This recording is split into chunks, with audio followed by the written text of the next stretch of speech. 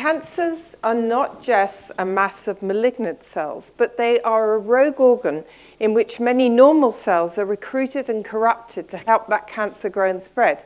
This we call the tumour microenvironment.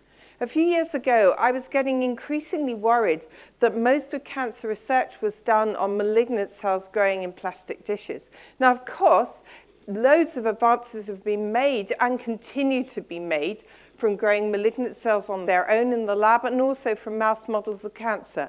But I was feeling increasingly that it was important that we had some models of the human tumour microenvironment. So one day, I had the slightly crazy idea that I'd try and grow a human's tumour. I thought, well, there's bioengineers, tissue engineers who are now trying to grow human hearts and kidneys. Surely it can't be that difficult to grow a human tumour, because I really felt we needed a human model of the tumour microenvironment. And my conviction was increased by the excitement around immunotherapy, the fact that we were beginning to understand that we could manipulate some immune cells in the tumour microenvironment to recognize and actually destroy malignant cells. But this only worked in some of the people, some of the time. We needed better models. So I decided to apply to the ERC because they fund blue skies, high risk, high gain research. And to my complete surprise and great joy, my research was funded many months later. Therefore, I recruited a team very quickly of postdocs and clinicians, and we decided to focus on one cancer, ovarian cancer. But very soon we realized we didn't know enough about that tumor microenvironment. And so we divided the project into two phases, a deconstruction and a reconstruction. So for the deconstruction phase, we took tissue from ovarian cancer patients at surgery, and we did a deep dive into that tumor microenvironment. Everything from the stiffness of the tissue through to the molecules and the genes. And after a couple of years, it took, as science does, longer than we thought, we had a template and a validation for the models, but we also made a rather unexpected discovery.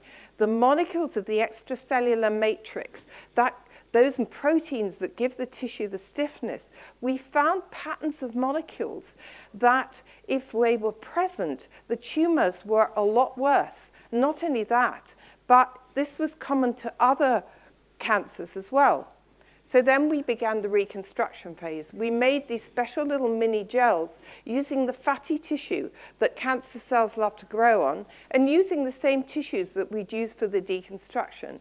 So slowly we began to find ways to assemble 3 cells and then 4 cell types. And we found that we could study the way the tumor cells spread into these mini cancers, and also how they made those malignant extracellular matrix proteins that we discovered. So we now can use these models. When we put the cells together, they do what they do in the real biopsies from the patients, and we can really, and are using them to study how these matrix molecules are made and how cancer, ovarian cancer, spreads within this tumor microenvironment. But we're not going to stop there. We've got 4 cell types growing together and doing what they do unnaturally. But now we're growing using tissue engineering techniques. We're growing little mini blood vessels, and we're beginning to try to deliver those immune cells to the mini tumors so we can begin to understand what maybe stops cancer immunotherapy working in ovarian cancer and hopefully other cancers. So with my ERC funding and also some funding from Cancer Research UK, we've learned so much about the ovarian cancer microenvironment, but also microenvironments that I think that's relevant to other cancers. And we haven't succeeded yet in making a complete tumor microenvironment, but we're getting close. The other exciting discovery we've just made is that some new mouse models we made of the cancer have a lot of things in common with the human tumor, including that same set of malignant matrix molecules, which means that really we now have a great platform. So I'm going to leave you with a thought.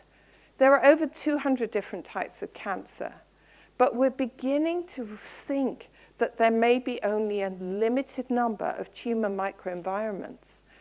And will this affect the way we think about cancer in the future? Thank you.